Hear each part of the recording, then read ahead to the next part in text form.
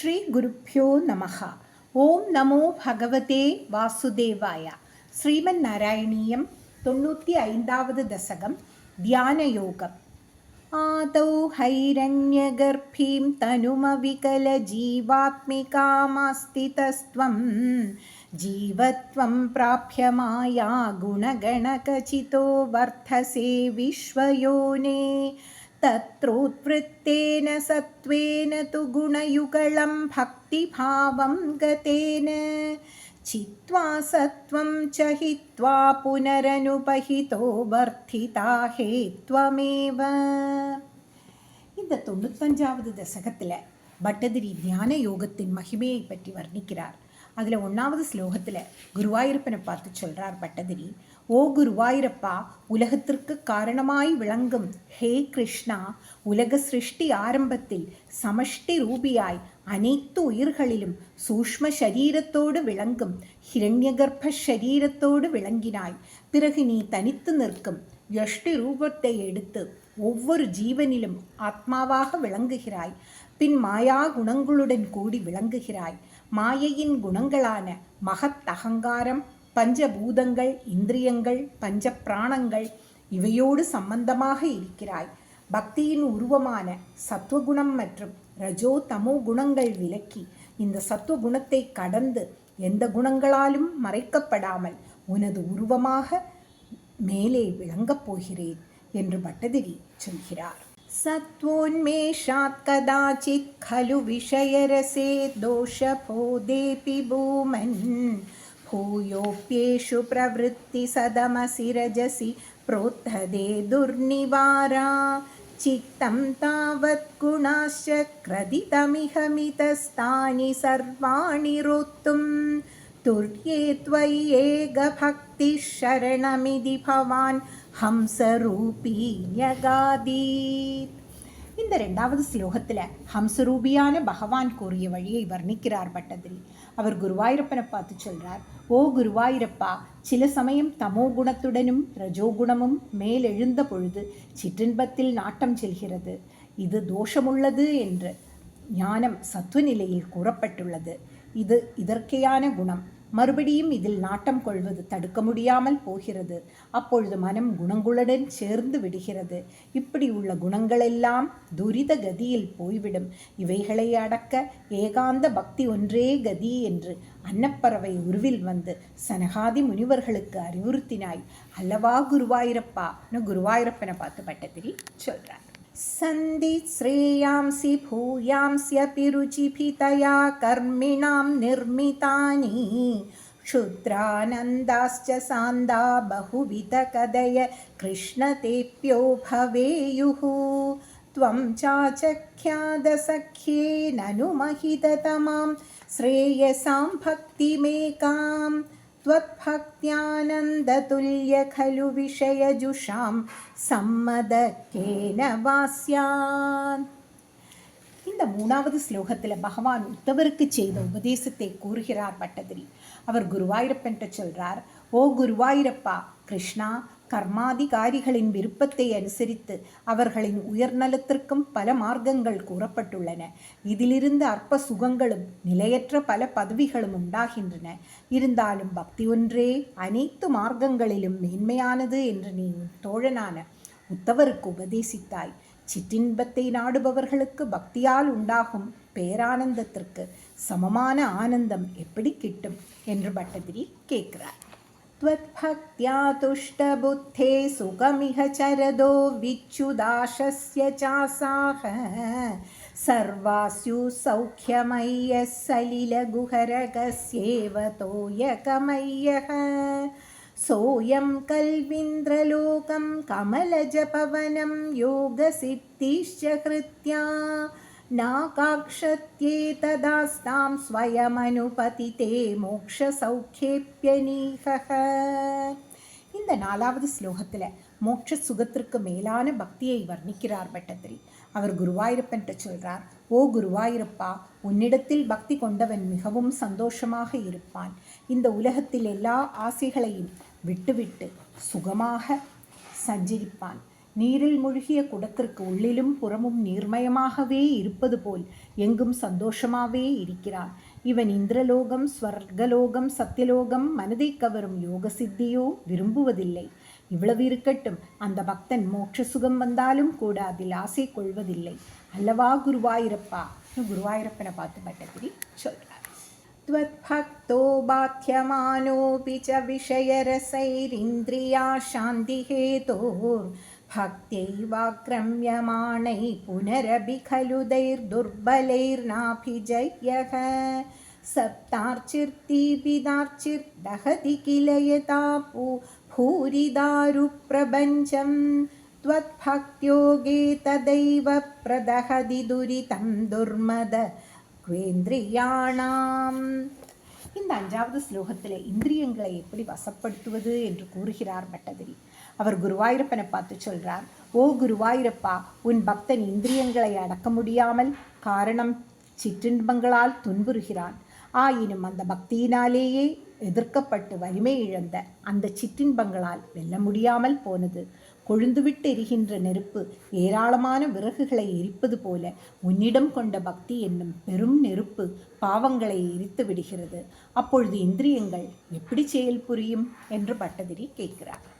சித்தார்த்ரீ பாவமுச்சைர்வபுஷி ச புலகம் ஹர்ஷ பாஷ்பம் ச ஹித்வா சித்தம் சுத்யேத் கதம் வா கிமு பகு தபசா வித்யயா வீத பக்தேஹே त्वद्गातास्वादसिद्धाज्ञन सततमरीमृज्यमानोऽयमात्मा चक्षुर्वत्तत्त्वसूक्ष्मं भजति न तु तदाप्ययस्तया தர்க்ககோட்யாம். இந்த 6வது ஸ்லோகத்தில் பக்தியாலே தான் தத்துவ ஞானம் ஏற்படும் என்று பட்டதிரி கூறுகிறார். அவர் குருவாயூரப்பனை பார்த்து சொல்றார், ஓ குருவாயூரப்பா, உள்ளத்தில் ஈரம், உடலில் சிலிர்ப்பு, மகிழ்ச்சி கண்ணீர் இல்லாமல் மனம் எப்படி தூய்மையடையும்?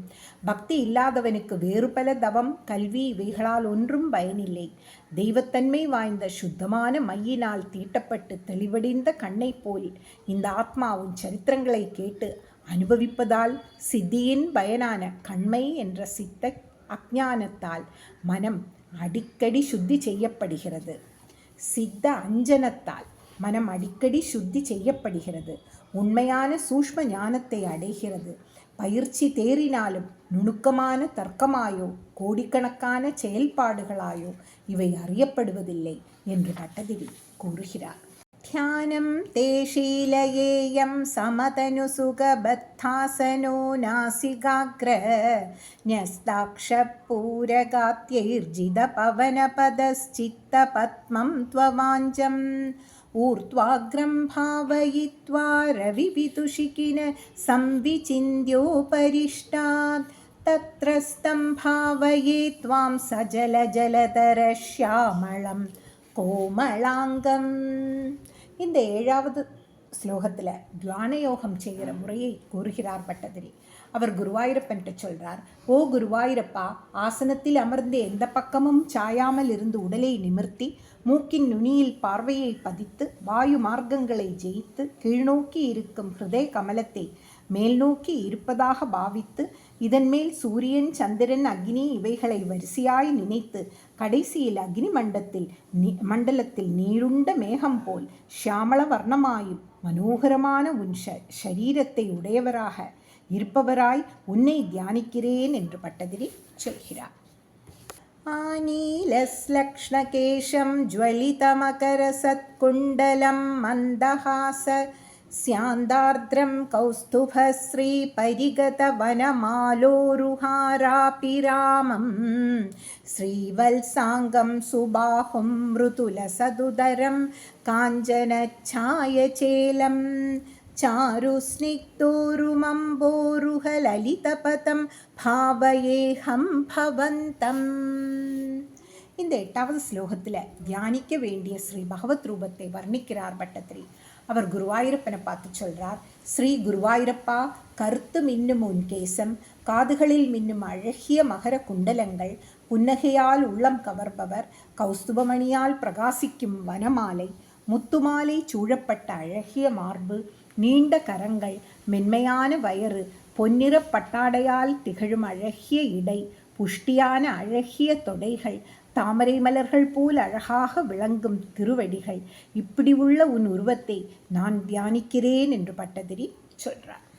सर्वाङ्गेष्वङ्गरङ्गत् कुतुकमतिमुहूर्धारयन्नीशचित्तं तत्राप्येकत्र युग्ने वदनसरसिजे सुन्दरे मन्दहासे तत्रालीनं तु चेदः परमसुगचिदद्वैतरूपे वितन्वन् नन्यन्नो चिन्तयेयं मुहुर्दिः समुपारूढयोगो भवेयम्.